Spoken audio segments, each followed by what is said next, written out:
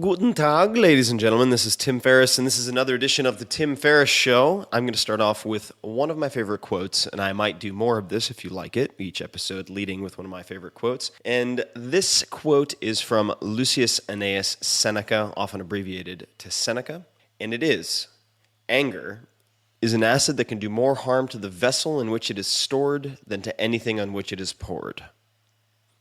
Very, very true and very fortune cookie-like, but Seneca was eminently quotable for that and very criticized by his contemporaries in some cases because of it. My guest this episode is Sam Harris.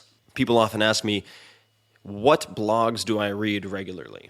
And what people do I admire as writers? And one of them is certainly Sam Harris. His blog is incredible. You can visit him online at samharris.org. He is a PhD in neuroscience, and he's also a very well-known writer. He has authored several New York Times bestsellers, including The End of Faith. He has written shorter books like Lying, which is a short treatise on lying and the implications of lying, how to get around it, which I was a proofreader for. I'm very honored to be a proofreader for. And he is a very controversial fellow. I find many of his views not to be as controversial as they are when misunderstood, but in this episode we talk about everything from psychedelics to drug use to religion to spirituality, everything in between. There are many topics that we would like to discuss in an episode 2 or a continuation of this, so please let me know, let Sam know at samharris.org on Twitter if you like this, and we will do more of it. Hope you enjoy. Thanks for listening. Optimal minimal. At this altitude, I can run flat out for a half mile before my hands start shaking. Can I ask you a personal question? Now would seem an appropriate time. What if I did the opposite? I'm a cybernetic organism, living tissue over metal endoskeleton.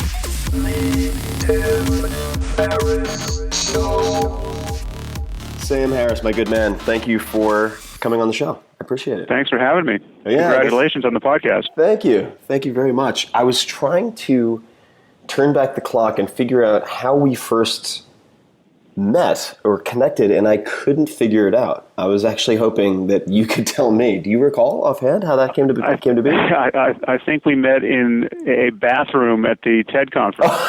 Oh my God, that's right. Yeah, it's one of those awkward moments where you both leave the urinal and then have to introduce each other. I totally forgotten about that. Yeah. That is a memory. How did I forget that? That makes me worry about my sort of cognitive health. The decision whether you shake hands or not at that point. It was extremely awkward, yet at the same time exciting, which is not the appropriate emotion to have in the men's room, because I'd been a fan of your work for so long, and I was at this extremely surreal semi-celeb dinner where I was clearly not the celebrity in the same restaurant, and the desserts, I remember this is part of the reason I could have been off, were brownies that were loaded with all sorts of substances that were not supplied by the restaurant itself. Right. I missed that dinner. Yeah, you're right. May have been the dinner you were meant to attend. Well, I'll try to get this train back on the rails. For those people who may not be familiar with your work, and of course, I will provide a lot in the show notes, but I'd love to know how you currently answer the question, what do you do? If you get that question at a cocktail party or elsewhere, what do you say? Is it writer or is it something else? Yeah, well, I'm mostly a writer. My background is in neuroscience and philosophy, and I still have a toe in the water of doing research neuroscience. I'm collaborating on a fMRI study with a friend at USC right now, which is actually a follow-up on work I did for my PhD on belief formation. So depending on the context, I'm a scientist, but mostly I think of myself as a writer, and my interest in neuroscience has always been, from the get-go, was always philosophical and always purposed toward writing and thinking about the human mind, and so it was never clear to me that I wanted to be a full-time research scientist. It was always my motive to just be able to understand and interpret the work of the 30,000 plus neuroscientists who are working at this moment, and use that to change our thinking about the nature of human subjectivity and all of the ways in which those changes would affect public policy and how we conceive of a good life and how we think we should be living and what sort of institutions we create, etc. So it's certainly author first in terms of how I show up most of the time. And these are very big topics, of course, and very controversial in some cases. And we're going to touch on a lot in this conversation. We've had some great dinners. We'll talk about free will. We'll talk about spiritual experience, what that means, especially in the context of science. We'll talk about guns, which, like, just to add, if you didn't have enough controversy already, just to add that to the mix. But let's talk about the fMRI. I've spent a little bit of time at the Sandler Neuroscience Lab in the last 6 months or so with the Ghazali team, the Adam Ghazali team, looking at fMRI. Mm-hmm. What are you looking at in this current or upcoming study? What's the subject? Well, the first work I did with fMRI, and this was part of my and maybe you could explain to research. People what an fMRI is also. That might be helpful. Yeah, well, it's the same scanner you go into to get an MRI, a structural scan of any part of your body. So the scanner is the same, but then there are pulse sequences that allow you to track blood flow changes in the brain with this same scanner. So you get an anatomical image of the sort you would get of your brain if they were looking for some evidence of brain injury or disease. But then you can get a statistical map of blood flow changes in more or less real time, and blood flow changes track to a first approximation changes in neuronal firing. So where neurons get more active, that real estate calls for more blood, and there's a bit of a time lag, but this method of observing changes in neuronal activity in the brains of healthy thinking people is pretty well validated at this point, and it gives you a clearer picture of what's going on in the brain than a similar method of functional tracking like EEG that people are probably familiar with, where you're just getting electrical changes at the surface of the scalp. That's very hard to use to localize what's actually going on inside the brain in various structures. So fMRI and PET are really the best ways to get a good local picture of changes in blood flow. And so I did, for my PhD work at UCLA, I studied belief and disbelief and uncertainty, and looked at what was different about a brain that believed a proposition like 2 + 2 = 4, versus a brain that disbelieved a proposition like 2 + 2 = 5, and then compared both of those states to just frank uncertainty. Whether you give someone an equation they can't solve, and they know they can't solve it, and they just don't know whether it's true or false. And I did that across many different domains of thinking. It wasn't just math; it was ethics, it was a person's autobiography, it was geography, and I think we had 8 categories. And then we did a follow-up study where we had selected our subject pools to be atheists or devout Christians, and we looked at religious belief versus ordinary beliefs, and found that religious belief was very much like any belief. So to believe that you're sitting on a chair or that you're in San Francisco, it had something important in common with the belief that Jesus was born of a virgin, etc. Because which was really my hypothesis going in, that we have this one mode of representing reality in our thoughts, and we do truth testing on those linguistic propositions, and it requires very different kinds of processing to judge whether a mathematical statement is true versus an ethical statement, like torturing kids is wrong. Obviously 2 + 2 = 4. To parse that and to parse a statement about torture, those are very different operations upstream in the brain, but there's a kind of downstream area where they get accepted or rejected as true or false, and we found this to be in the ventromedial prefrontal cortex, kind of midline in the front of the brain. And so we're now doing a follow-up study on belief, where we try to change people's beliefs in real time. Wow. And look at which is what it is to actually have your beliefs successfully changed, and what it is to fight that evidence and argument and hold to your beliefs despite counter evidence. And so that we're in process on that. So you're looking at the sort of physiological markers of someone being persuaded or not persuaded. Yeah. And the resistance and we're doing it with beliefs that for which we would think they would have no real strong commitment, and beliefs that we know they're going to hold to tenaciously. So just to look at both sides of that. Have you, and I would imagine you might have, but have you looked at the methods used to beat polygraphs? And it's traditional, if you want to look at it that way, sort of lie detector tests? Yeah, well, the problem with traditional lie detectors is that they just were not valid science. I mean, they're not based on, they're not tracking deception. They're tracking anxiety in a sense, right. and then physiological arousal in a very peripheral sense. We're not talking about brain imaging. We're talking about whether somebody's palms are sweaty. Right. And so there are many tricks to beating traditional polygraphs, but the fundamental problem is that they just were going to be beaten by happenstance anyway. You're going to have truth tellers who were found to be liars, and liars who were found to be truth tellers just because the methodology isn't valid. And the National Science Foundation at some point, it's about 10 years ago, I think, came out and just said this is phrenology. This is not science, and no important decisions should turn on this.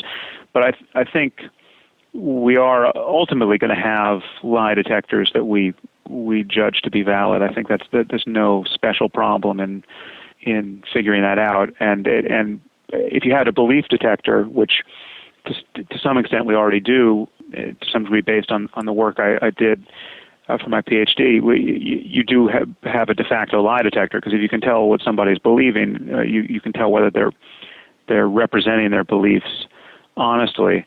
But there are problems with neuroimaging-based lie detection, and certainly fMRI is incredibly sensitive to motion. So, if you didn't want to cooperate with the process, you would just have to move a little too much, and you'd screw up the data completely. Right. So it's a work in progress. Do you have any opinion? Of course, you and I have talked about lying quite a bit, given that you wrote a book called Lying, and I read an early draft of that. It's a fantastic short read, and I'm wondering if you have any opinion on micro expressions or analysts who are paid very, very large sums of money to watch, for instance, earnings announcements of public companies to determine what is true, what is not, what might be an exaggeration or not. Do you have any thoughts on that subject? That's interesting. I didn't know people were doing that. I didn't know analysts were or entire companies dedicated. VCs were subjected to that kind of scrutiny.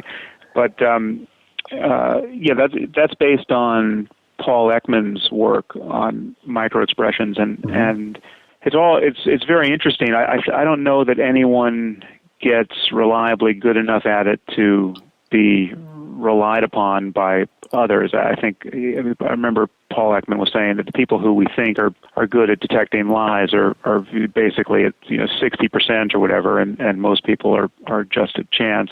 And I think there are a few exceptions, but in terms of what microexpressions can get you, I think we're going to do much better with technology, and even just facial recognition technology. I bet computers beat people now. That's just a hunch. I haven't actually followed that work, but if they're not beating people now, they're eventually going to beat people, I would expect. But what you really want more than the facial display of emotion is you want to understand the neurophysiology of deception and just propositional knowledge, is what someone knows and what they are representing, and when those two diverge. And we have that to some degree. So there's a graduate student in the same lab I did my PhD work in who just grabbed my data a couple years after I acquired it and did a more sophisticated analysis on it.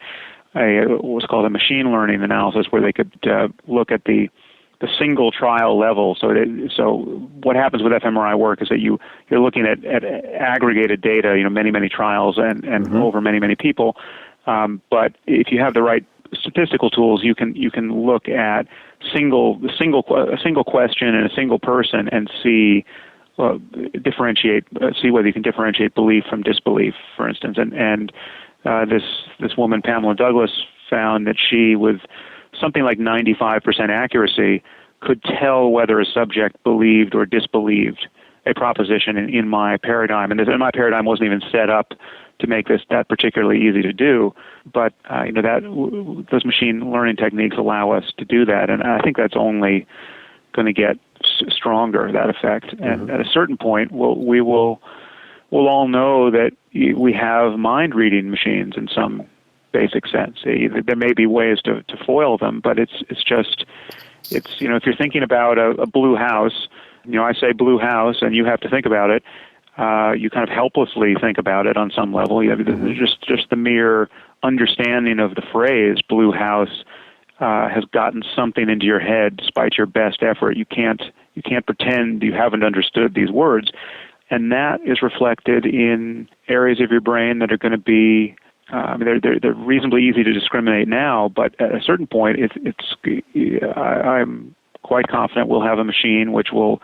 You'll be able to say what phrase did he just hear, and it's going to kick out blue house, and it's going to kick it out for you, and it's going to kick it out for me, and that's mind reading. That's amazing. That could have some incredible, just as a language learning fanatic, that could have some incredible applications for communication, let alone thought detection. Yeah. I want to take a step back. I love talking about this stuff, but there's so many subject areas that the neuroscience touches upon, that the science or the scientific method touches upon, but taking it down to an even more sort of fundamental level, what I'd love, because you and I both have the experience of being misquoted rampantly in the media, and or having the game of telephone where someone quotes you out of context and then something takes on a life of its own. What are the beliefs that you do hold that are the most controversial, and let's just say in the last several years, just so people coming into this who may be familiar with reading about you secondhand or thirdhand can get a baseline on some of the things that you believe that are very hotly debated. Right. So this is across the board in all my work. We're not talking about neuroscience per se, right? No, this is across the board. Yeah. So because I've touched many different topics, which though there are connections, I see them more or less all of a piece. They can seem quite unrelated. So that's totally I've fine. written about gun control. I've written a lot about the problem of organized religion and the conflict between religion and science. And so I'll just list the most controversial points. One, it keeps coming up, is my criticism of Islam, especially worried about Islam more so than other religions. And I've given my reasons for this ad nauseum.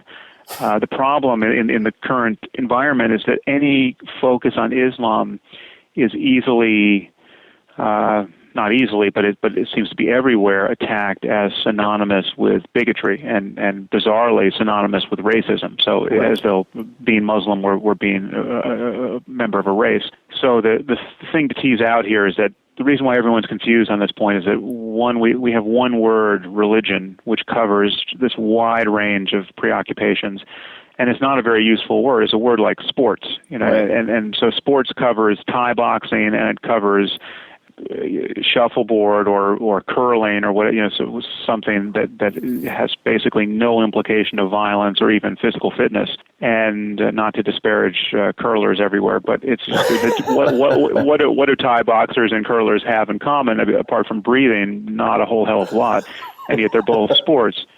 And so if you want to get at what people are actually doing and the kinds of risks they're running and why they're running these risks and what sort of attributes you need to succeed at these various athletic tasks, you don't get very far just talking about sports. And the same is true with religion. And so we have the religion of Islam, and we have a religion like Jainism, which is Indian religion that doesn't have that many subscribers, but there's almost nothing in common between these religions except the fact that they both rely on faith in a way that I would argue is totally unjustified to make claims about the nature of reality. But the claims they make are quite different, and the moral attitudes they form on the basis of these claims are completely different. So the Jains, for instance, are truly nonviolent. I mean, this is the prototypical religion of peace, where the more extreme you get as a Jain, the less violent you become. So that you can't even kill insects. You worry about killing bacteria.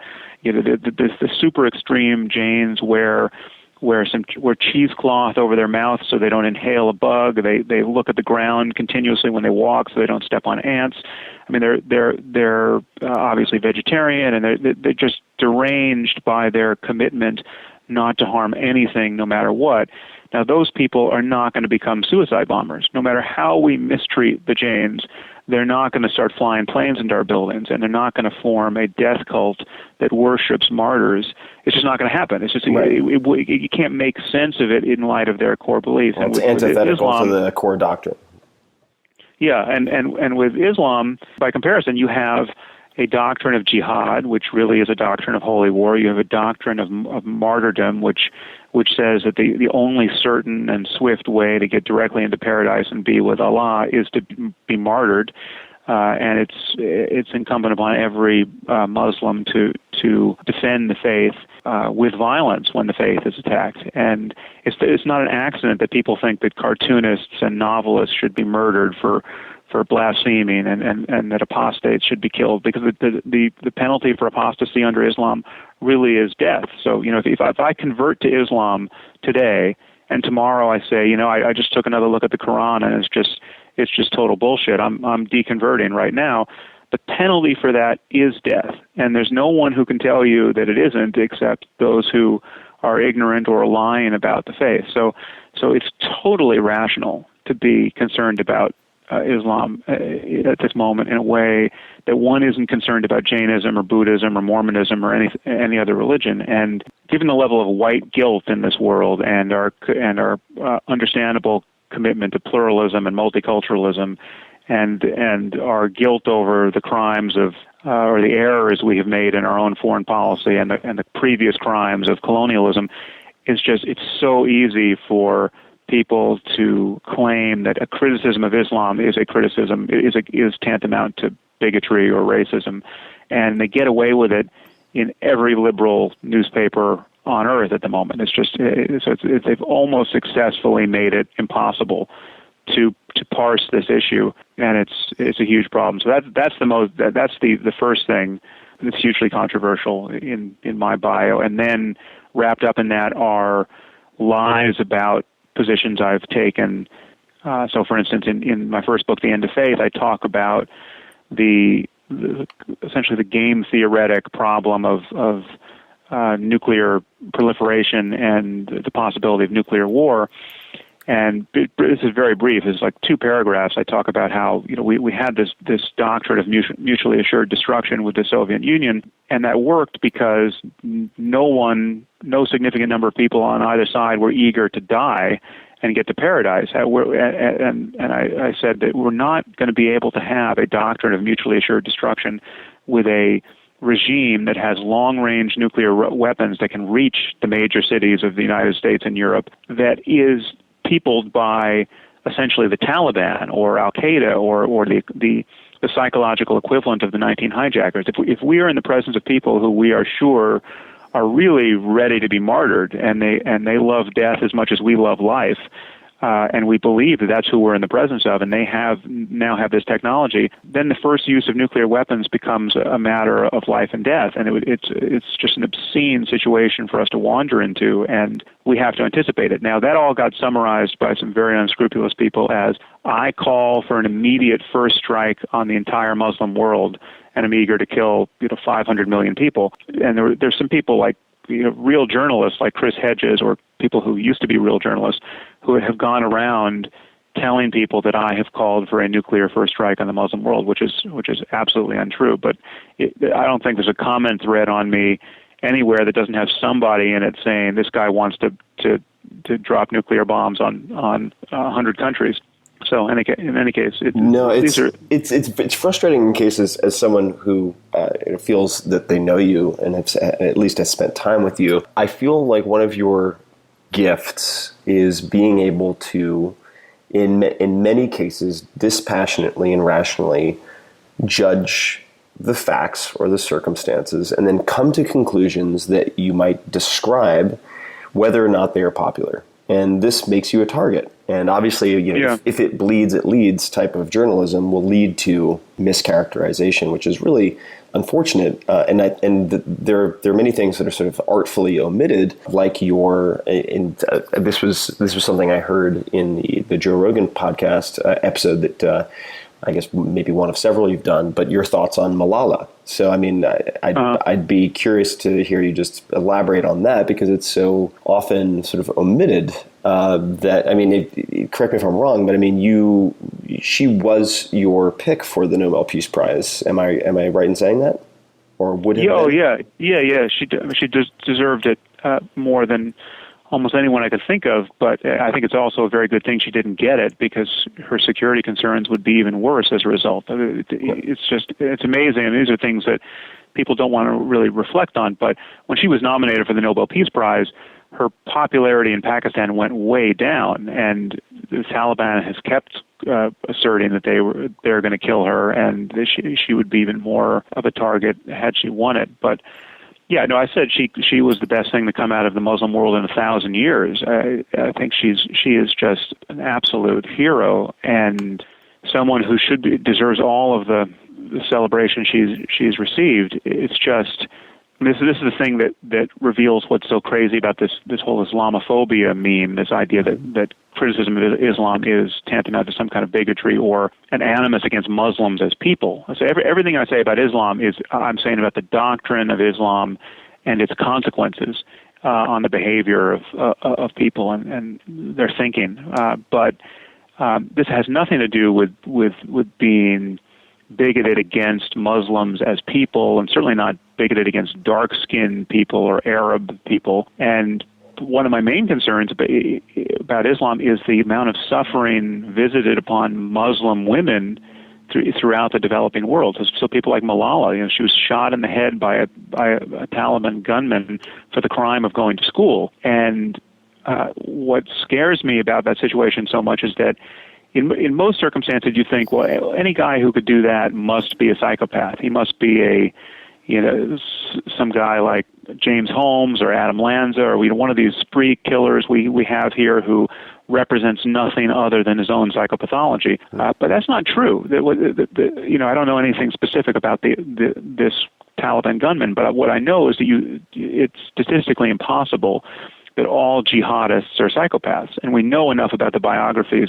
of many of these men to know that these are not low-functioning, depressed, suicidal people who have nothing to live for. These are, functionally, the quarterback of the football team decides he's got lots of opportunity in life, and he may have a degree as an engineer, but then he also decides that dying in defense of the faith and getting to paradise is the best use of his life. And oppressing women who are essentially have no other purpose in life but to reflect well on the honor of their men. Oppressing them is a totally rational thing to do, and a necessary thing to do. And so, yeah, I think Malala is a great symbol and deserves all the praise she's gotten. The reason why she is celebrated to the degree she is, however, apart from her obvious virtues as a speaker and a person, is that she has not repudiated Islam. She is Muslim and a believer, and still just a kid in many respects. But someone who's very much like her, who is often vilified on the political left, is my friend Ayaan Hirsi Ali, who's a Somali woman who emigrated to Holland, fleeing a forced marriage when she was 20. And very quickly learned Dutch and got a degree in political science and became a member of the Dutch Parliament. And there in Parliament fought for the rights of Muslim women living in Holland who were were living with men who had imported all of these same practices of female genital mutilation and other forms of coercion. And her collaborator on a film, Theo Van Gogh, was killed, and a note suborning Ion's murder was pinned to his chest with a knife. And she has ever since lived in essentially perpetual flight from theocrats who want to kill her, and also under the perpetual shadow of criticism from liberals who attack her as a bigot because she says, in very much in the same terms I'm expressing here, that there's a unique problem with Islam at this moment in history, that Islam is not just like every other religion. It is certainly not a religion of peace. And all of the oppression we see of women in the Muslim world is not an accident. It actually has a very strong scriptural foundation. For the crime of saying those things, I mean, as a woman who came from Somalia, who suffered herself female genital mutilation and has been running from bearded men who want to kill her, she still doesn't have the right to say that. You might have noticed that she was just invited and then disinvited by Brandeis University. She was offered an honorary degree, and then there was protests by a handful of Muslim organizations, and they disinvited her and removed the honorary degree.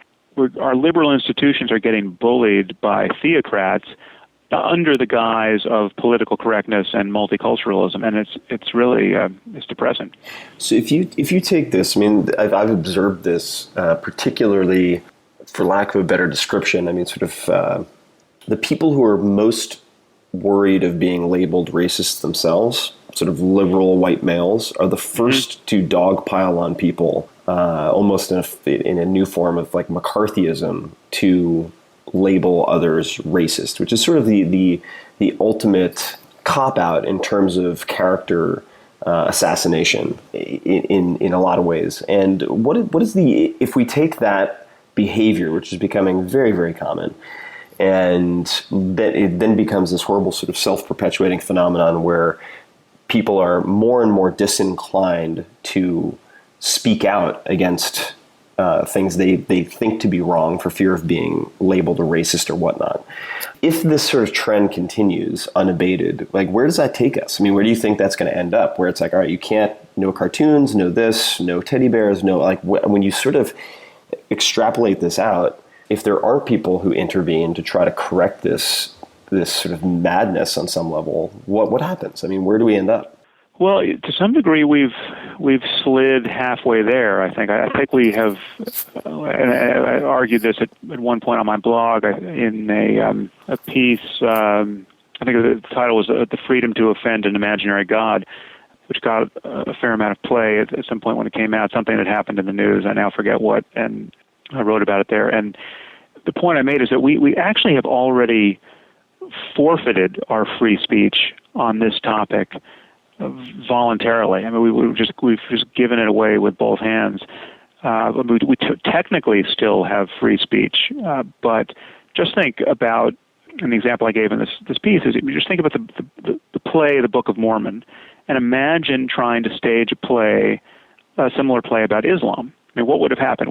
So what happened with the Book of Mormon is that the Mormon Church wasn't happy with it, and the way they protested is they took out ads in playbill for the Mormon faith, right? Which is a totally cute, good-natured maneuver to try to trumpet the virtues of their religious bamboozlement in the context of its criticism in this play.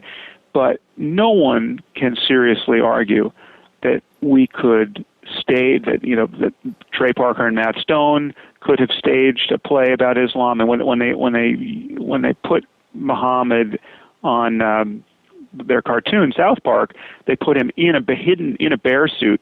There was a bear, I don't know if you remember this, but there was a bear who was supposed to be Muhammad in a bear suit.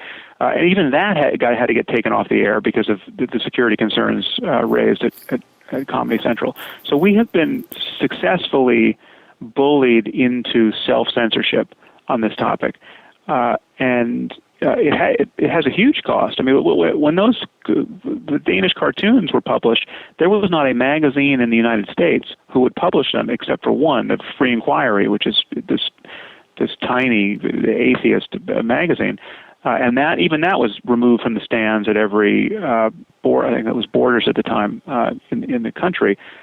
So and television stations wouldn't show these cartoons. No one could see how benign these cartoons were, because in all the controversy about them, we wouldn't show the cartoons to ourselves because we were so afraid of the consequences. And yet they were genuinely newsworthy, because the thing to have recognized about those cartoons is they were totally benign. I mean, these were the most boring cartoons anyone's ever seen, and yet people were being killed in dozens of countries over them. There were literally riots and embassy burnings, and we have this crazy double standard where we have politicians saying that no, this has nothing to do with Islam. Islam is really a religion of peace, and yet at the same politicians at the same moment are beefing up security on their embassies and closing embassies and taking heroic measures not to be the object of violence that they know is coming, because of how fanatical millions upon millions of Muslims are in scores, really, of countries. And this self-censorship is not just happening in the developing world or in Europe, that arguably has a more radicalized Muslim population. It's happening in the States, and it's just a huge. I mean, so I have security concerns. They're nothing like someone like my friend Ayan's or Malala's, but it's just, people see what a hassle it is to deal with the consequences of making sense on this issue, and the hassle ranges from real security concerns where you have to take steps, not to get injured or killed, to just the hassle of being criticized as a racist by people who haven't thought this through, or people who are just cynically using that angle to defame you. Got it. No, that makes sense. I want to shift gears just a little bit because a lot of these are very interrelated. There's the sort of anti-religion. It's a canon of work that you have, which you're very well known for. But, and correct me if this quote is incorrect, but there's a quote here that is, quote, "There's nothing irrational about seeking the states of mind that lie at the core of many religions. Compassion, awe, devotion, feelings of oneness are surely among the most valuable experiences a person can have," end quote. Assuming that's true, and you and I have, of course, talked about altered states, and you've written about altered states, I'd love to just dig into that expression, or that quote, rather, and look at the alternate approaches that you've perhaps explored or researched related to achieving some of these valuable states. Mm-hmm. Yeah. So in the beginning of my career, as you point out, I spent a lot of time criticizing religion and criticizing it for its obvious harms. And but one of its harms that's not so obvious is that it keeps us talking about this positive end of human experience, the self-transcendence and highly normative states of consciousness in first century or 7th century terms. And most people, most of the time, think that the only way to capture, quote, spiritual experience and one's interest in it and the ways in which one would explore it is to some degree indulge the myth-intoxicated language of the Iron Age. There's just no way to talk about it otherwise. Science hasn't given us the tools to talk about it. Secular culture doesn't give us the tools to talk about it. And so we're left talking about being Christians and Muslims and Jews and Buddhists and organize our lives around those really incompatible, the incompatible truth claims and doctrines that you find in those religions. And people, very smart people who are secular in every other way, think there's no alternative to that. And so one of my main interests now is in articulating an alternative, because clearly there are extraordinary experiences that people have, and many of these experiences do lie at the core of many of our religions. And so, to take Jesus as an obvious example, and who knows who Jesus actually was, and what is historically true in the New Testament. But let's just say, for argument's sake, that there really was a guy who loved his neighbor as himself and had this extraordinarily charismatic effect on the people around him and bore witness to this possibility of a kind of radical self-transcendence. Well, that clearly, that whatever's true there is deeper than Christianity, and it's not reducible to Christianity. In fact, Christianity has to be a distortion of that truth and we know this because Jesus isn't the only person who's had that experience. There's the Buddha, and the countless contemplatives through the ages can attest to this experience of, for lack of a better phrase, unconditional love, and that has some relationship to what I would call self-transcendence, which I think is even more important. And so there's this phenomenon that's clearly deeper than any of our provincial ways of talking about it in the context of religion. And so there's a deeper truth of human psychology and the nature of consciousness, and I think we need to explore it in terms that don't require that we lie to ourselves or to our children about the nature of reality, and that we don't indulge this divisive language of picking teams in the religious in the contest among religions.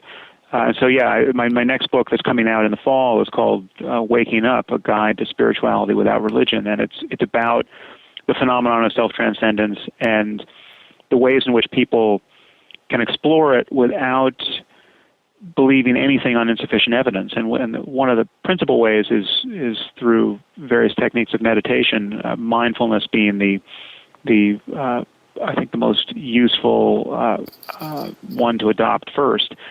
There's also the use of psychedelic drugs, which is not quite the same as meditation, but it does, if nothing else, reveals that the human nervous system is plastic in a very important way, which means your experience of the world can be radically transformed. You are tending to be who you were yesterday by virtue of various habit patterns and kind of physiological homeostasis and other things that are keeping you very recognizable to yourself. But it's possible to have a very different experience, and it's possible to do that through pharmacology. It's possible to do that through some kind of crisis, or it's possible to do it through a deliberate form of training like meditation. And it's I think it's crucial to do because we all want to be as happy and as fulfilled and as free of pointless suffering as we can possibly be. And all of our suffering and all of our unhappiness is a product of how our minds are in every moment. And so if there's a way to use the mind itself to improve one's capacity for moment-to-moment well-being, which I'm convinced there is, then this should be potentially of interest to everybody. So a couple of quick questions on all of those subjects. So the first I'd like to touch on meditation. I think we can probably touch on this briefly. Is something we've discussed before. You, along with many other people who are high performers in their respective fields, have recommended meditation. So I have been meditating, partially in thanks to your influence for some time now. Is it safe to say that the meditation that you most frequently recommend to novices is Vipassana meditation, or is that okay? Got it. Why is that? I mean, I've experimented with a number of different types of transcendental meditation, Vipassana, of course, and have taken a number of courses. Why that selection? Why that choice? Yeah, it has a few obvious strengths that are actually not shared by any other technique I know of. The first is that it needn't presuppose any belief about anything. I mean, you don't have to develop a fondness for the iconography of Buddhism. You don't have to care about the Buddha. You don't have to believe in rebirth or karma, none of the doctrine of Buddhism need be adopted in order to get the practice off the ground, and never need be adopted if it never makes any sense, which much of it doesn't. You don't have to become a Buddhist to do this, and you don't have to add anything strategically to your experience as a mechanism by which to meditate. So you're not adding a mantra, You're not visualizing something that isn't there. You don't have to look at a candle flame or do anything to your environment to by way of artifice to create the circumstance of meditation. All you're doing is paying exquisitely close and non-judgmental attention to whatever you're experiencing anyway. So, and the first technique you use to be able to train that capacity is to focus on your breath, which you always have with you, and is just an easy object to focus on. But it doesn't even have to be the breath. I mean, mindfulness is just that quality of mind which allows you to pay attention to sights and sounds and sensations and even thoughts themselves without being lost in thought and without grasping at what is pleasant and pushing what is unpleasant away. So just being wide open to the next sensory or emotional experience that comes careening into consciousness. That is mindfulness. And so in some sense, it's not even a practice. It is just the state of not being distracted and being aware. And you have to. It feels like a practice in the beginning because it's hard to do. We're so deeply conditioned to be lost in thought and to be having this conversation with ourselves from the moment we wake up to the moment we fall asleep. There's just chatter in the mind, and it's so captivating that we're not even aware of it. I mean, we are essentially in a dream state, and it's through this veil of thought that we go about our day and perceive our environments.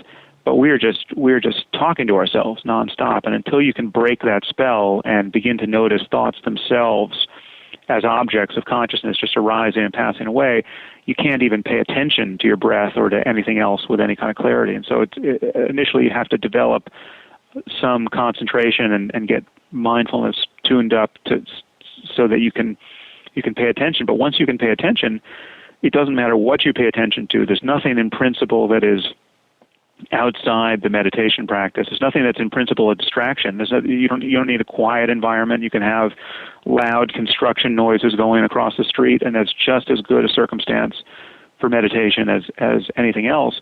And so those are the main reasons why I think it's in terms of being designed for export outside of Buddhist culture or religious culture generally, and becoming a tool for our intellectual lives in a secular scientific context.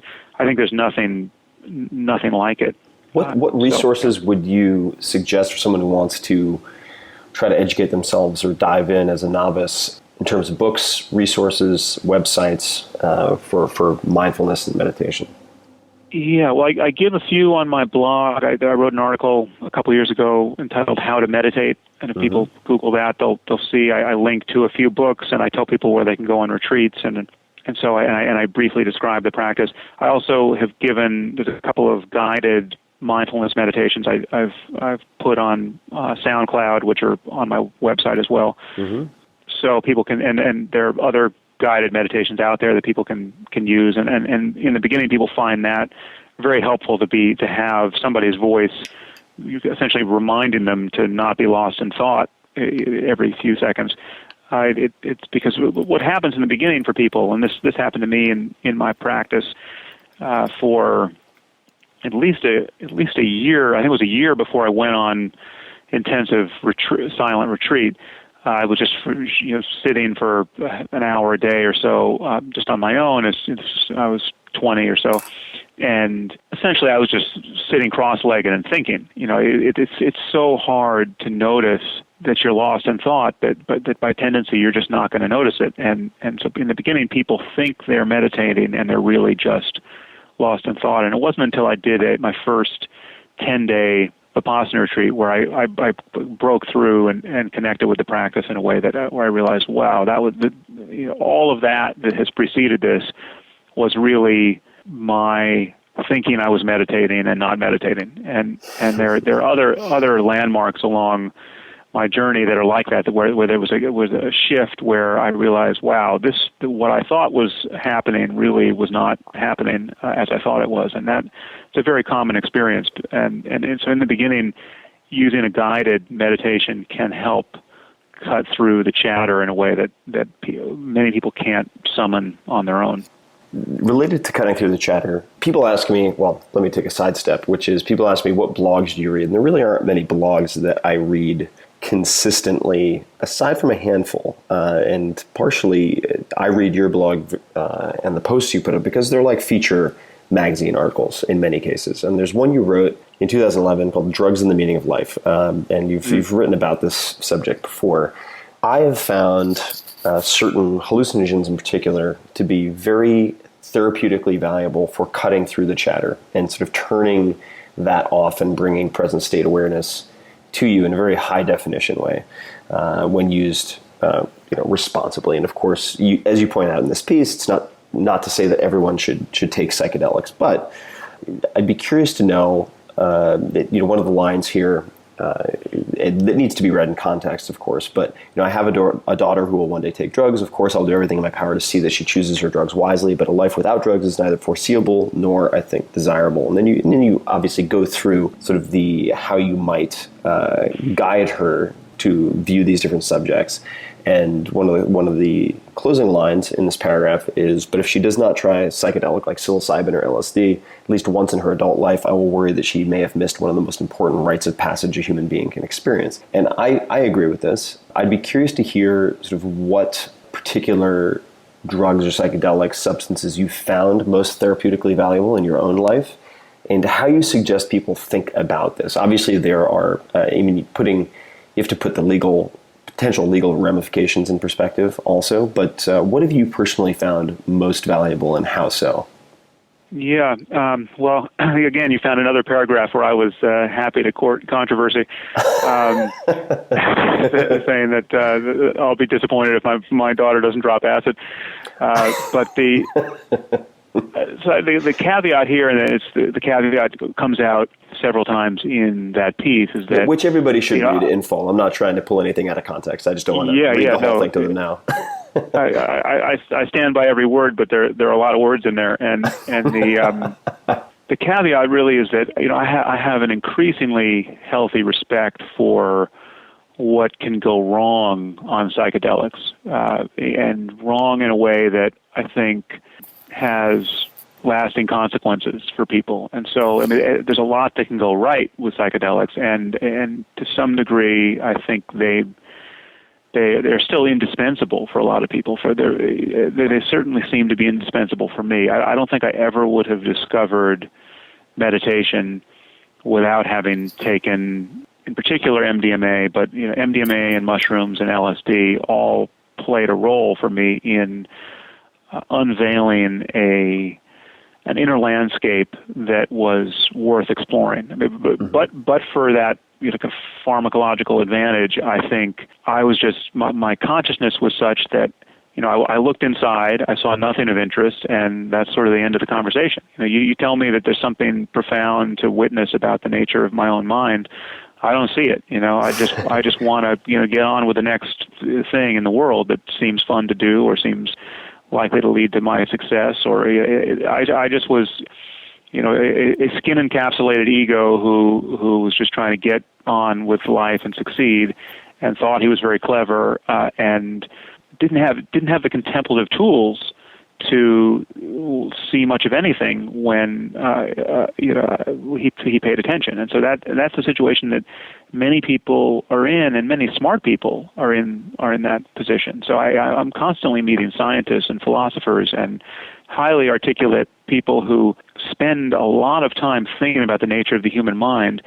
And when I talk to them about meditation or really any of these philosophical issues for which an ability to pay attention to the nature of your own consciousness is an advantage. So it's something like free will or the nature of the self or the possibility of self-transcendence. I'm meeting people who have, as far as I can tell, no ability to notice their inner lives. It's people who, some of them seem just simply not to have inner lives, but these are people who are very much the way I was when I was 18 and before I had had any experience with any of this. There's just, you're lost in thought and you don't know it, and that phrase lost in thought means nothing to you, and you don't have the tools by which to do anything with it, even if it meant something to you. And there's just nothing. You're cognitively closed to the data, and the data are there to be found. The most important point of which is the self you think you are is an illusion. This sense of being a self riding around in your head, this feeling of I, this feeling that everyone calls I, is an illusion that can be disconfirmed in a variety of ways. It can be its boundaries can be transformed in ways, or it can be completely cut through and vanish for a moment or a minute or potentially for the rest of one's life. And so it's vulnerable to inquiry, and that inquiry can take many forms. But the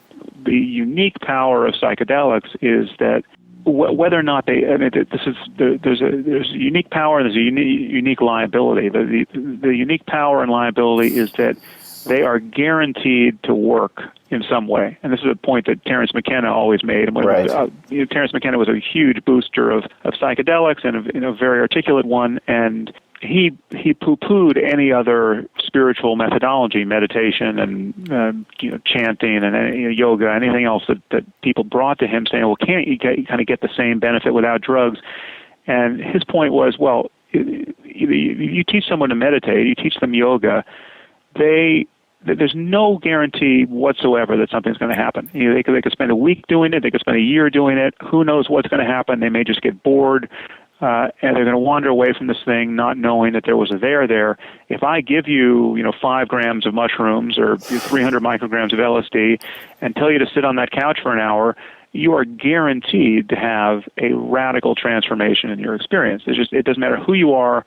This freight train of significance is going to come bearing down on you, and we just have to watch the clock and know it's going to happen. And that's a fact. But so that's the advantage, because you're guaranteed to realize at the end of that episode that it is possible to have a radically different experience than you tend to have. And if you have a good experience, you're going to realize that human life can be just unutterably sublime, that it's possible to feel at home in the universe in a way that you couldn't have previously imagined. But if you have a bad experience, and the bad experiences are every bit as bad as the good experiences are good, you will have just this harrowing encounter with madness, and it's as pathological as any lunatic who's wandering the streets, raving to himself and completely cut off from others. You can have that experience, and hopefully it goes away. And in virtually every case, it does go away. But it's still rough, and it still has consequences for people. Some of the consequences are good. I happen to think that it gives you a basis for compassion, in particular for people who are suffering mental illness that you couldn't otherwise have. But it's not an experience that I'm eager to have again. And so I haven't. My healthy respect for the power of psychedelics has led me to not take many for many years. And it's been years since I've taken anything, and my use tapered off in my 20s when I got into meditation and was spending more time on retreat and beginning to feel that I was getting kind of hitting the center of the bullseye with meditation in a way that I was certainly not guaranteed to with psychedelics. That I basically stopped using everything and just practiced meditation. But there's no question that I wouldn't have become sufficiently interested in meditation but for the experiences I had on LSD and MDMA in particular. Have you had any experience with DMT or ayahuasca? I haven't. I've always DMT is the one thing now that would be tempting, because I haven't done it, and it has such a short half-life. The whole trip is it's something like 10 minutes long. Yeah, so if not shorter, 5 to 10 minutes. Yeah, it would be tempting, but I haven't done it. And what about you? Have you done either? I have tried DMT, which I believe is dimethyltryptamine, which is sometimes, if I'm not mistaken, referred to as the spirit molecule. It's become an area of research, although some of it might not qualify as, as what you would consider research. I'm very fascinated by DMT. My experience with it was unique, not terrifying, and I'd like to actually come back to the fear component. It was a very manageable experience, complete physical and psychological disassociation, where there was just, for me at least, pure whiteness. It was just pure white and extremely acute hearing. Now, what element of that hearing was actually external stimuli, and what component of that was a hallucination? I can't say. It was a good experience. I don't feel compelled to repeat it, and I'm sure you've had those experiences. Ayahuasca in the more extended sort of ceremonial context is something that I do have plans to experience, and I'll report back when I have more to report. But I found that, at least for me, the form factor of the substance, of course, has an impact on your experience, and that can be related to the ritual or the process of consuming it, but it can also be pharmacological in so much as I drink yerba mate tea very often and became a huge fan while I lived in Argentina. But I don't typically consume, say, the cold, ready-to-drink yerba mates or the pre-bagged yerba mate that you steep as you would a normal cup of tea. I go through the process of putting the chippings, if you want to call them that, into the gourd with the sticks and everything, and I sip it over a period of hours, and I feel like the biochemical effect is very different from, say, mainlining it by chugging 16 ounces.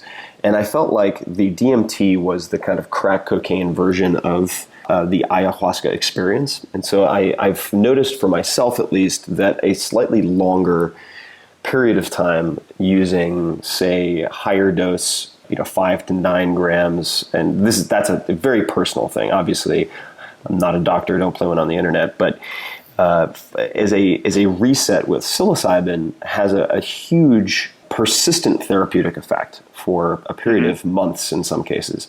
And I'm hoping to get that from ayahuasca in a way that I did not with the 5 to 10 minute DMT experience. So that's where I currently stand. But I'd be curious to know if you have any opinions on how someone can decrease the likelihood of having a horrifying, negatively life-impacting experience with hallucinogens. And I mean, I've been of the thought for a while now that lucid dreaming could provide some degree of rehearsal and practice with separating reality from irreality, or sort of objective truth from that which you're creating in your own mind, to give you a slightly greater degree of comfort when you go into a psychedelic state.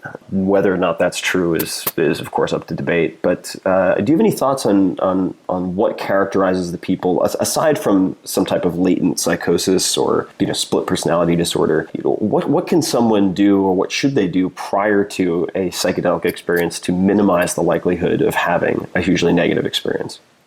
It's something I really don't have an answer for that I'm confident in. I would just be parroting the standard advice about set and setting, and your mental set going in, and your physical setting, and your social setting are obviously do a lot to set the trajectory of any experience. But there's a lot of uncertainty in there, and I've had experiences where my set and setting seemed perfect, and I just got catapulted into hell for reasons that I never understood, and there's no way to go back and understand them. So and I've had absolutely blissful experiences under conditions that were more or less identical.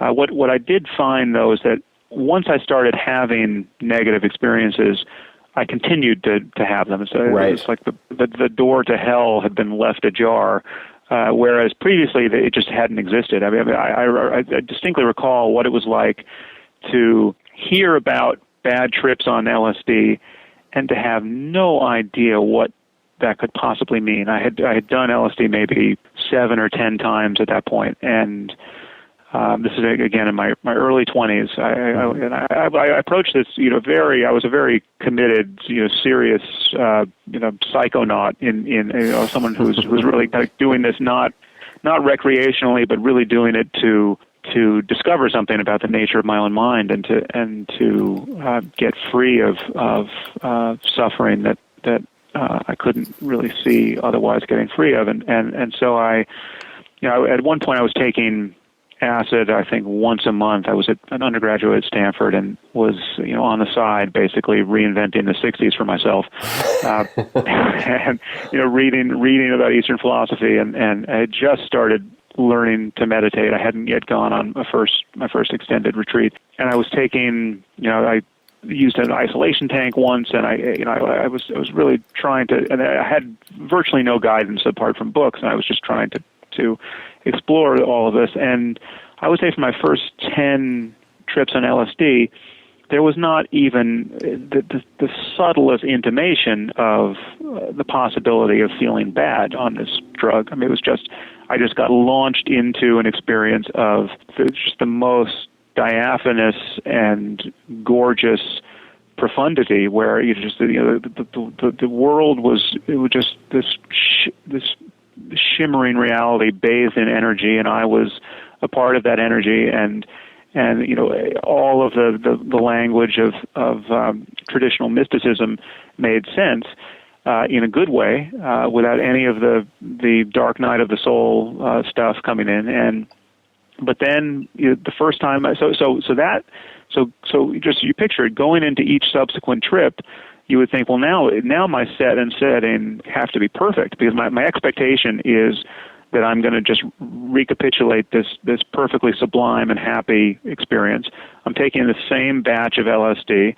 I've now got this down to a science in terms of where I want to be and who I want to be with while I do this, and so I'm in beautiful nature. I'm in Muir Woods, or I'm just alone in my apartment, listening to good music or whatever it is. But I'm safe, and there's nothing sketchy that's gonna set me off. And I've never had a bad trip, but there was some first trip that went haywire, and then subsequently, no matter how good the highs were in my subsequent trips, that there was always something where I saw, wow, it could have just gone sideways there, or did go sideways for some period of time. And then it just, the costs began to seem potentially too high for me, and the upside, I felt like I'd already gotten the benefit of essentially having advertised to this possibility of being much wiser and happier than I tend to be. And so then I just decided I would go at it through another door of meditation. But like you, I felt that the half-life of the positive effect of these good experiences was on the order of weeks and months. But I also felt that the half-life of the negative effects was just as long. So I had a bad trip, one bad trip, and I felt 3 months later I was still dealing with the neurophysiological consequences of that, and the interpersonal consequences. Was that LSD, or what was the substance? Yeah, that was LSD. Yeah, it seemed like, it really seemed like a crapshoot. It just seemed like you're going to spin the wheel and see whether you're going to be a saint or a madman for the next 10 hours. And obviously you had a preference for which it would be, but not much control over which it would be. And the other issue for me with psychedelics is that what now I consider to be the crucial insight that is the center of the bullseye for what I would call a spirituality that is coincident with a 21st century psychology and secular science. The center of the bullseye insight comes to this point of the nature of the self and whether or not it's an illusion, and whether one can cut through that illusion at will. If when you look for yourself, you fail to find it in a way that is clear and compelling and frees you from the tyranny of your own thoughts and the suffering you were experiencing a moment ago. That's the center of the bullseye for me, and the ability to do that is is available through the practice of meditation, and psychedelics don't address that issue in a precise way. I mean, you can be hurled past any self problem on the right drug and experience, kind of this glorious freedom from self. But one thing that you get with that is that you get this understanding, which I think is a fallacious understanding, that somehow freedom is dependent upon altered states of consciousness. That unless you're seeing everything in Technicolor or it's at the peak of the fireworks show, you're not going to be experiencing the most profound spiritual experience you can have, and certainly you're not going to experience it once you come back down and everything is normal again. But the insight into selflessness that you get through meditation is that ordinary waking consciousness, I mean, precisely the consciousness in which we're having this conversation, in which I can see my phone, and if you tell me to turn up the volume, I can do that, and then I can get my keys and I can get in the car and I can drive safely. Which ordinary consciousness is already completely free of self, and that can be recognized. The place you want to be able to run that experiment is in ordinary waking consciousness. You don't need to be experiencing synesthesia for the first time on ayahuasca, and seeing, as Terence McKenna often describes, seeing people's meaning, visually beheld, and have a complete transformation of your sensory apparatus in order to experience the relevant loss of self. And so that's the other reason why I'm more focused on meditation than psychedelics at the moment. Well, that is a topic I would love to expand upon, maybe in a round two. I always enjoy our conversations. I want to let you get back to everything that you need to get back to. What I'd encourage everyone to do is read Sam's material directly. Listen to some of the debates or watch some of the debates. Go to samharris.org. The post that I referenced earlier, Drugs and the Meaning of Life, is one of many different articles that I would suggest checking out. Another one is The Riddle of the Gun, which maybe we'll get into next time we chat. But this is always fun for me. Sam, we need to hang out more.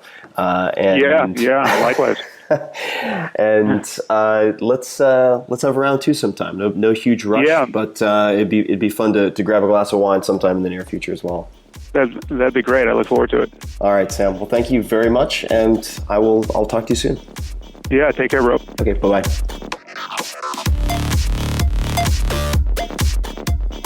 If you want more of The Tim Ferriss Show, you can subscribe to the podcast on iTunes or go to 4hourblog.com. FOURHOURBLOG.com, where you'll find an award-winning blog, tons of audio and video interview stories with people like Warren Buffett and Mike Shinoda from Linkin Park, the books, plus much, much more. Follow Tim on Twitter. It's twitter.com/tferriss. That's TFERRISS. Or on Facebook at facebook.com/Tim Ferriss. Until next time, thanks for listening.